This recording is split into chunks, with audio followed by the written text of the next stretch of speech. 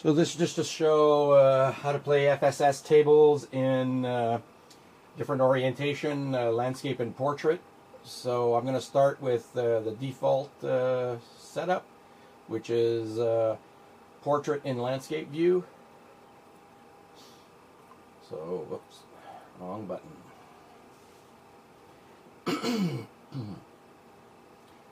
So what you'll see is just a portrait sized window and an FSS table and how it looks in landscape mode. So it's, you know, that's my hand there. I got a 42-inch screen here, so it's still pretty big.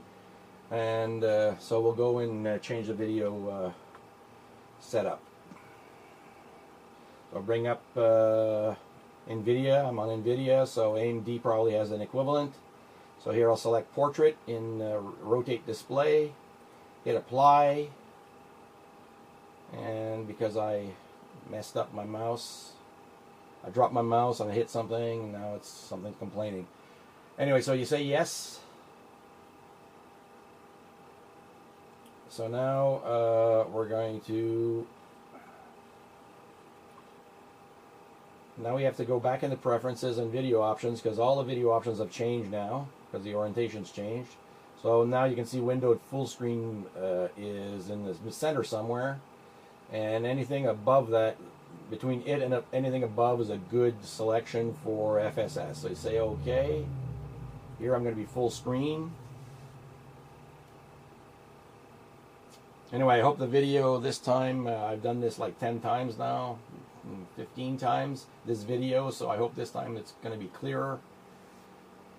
And there you go. So you can see it's full screen. If you rotated the display upright, no, you know, not very different than how you do FSS. I mean FS, full screen pinball cabs.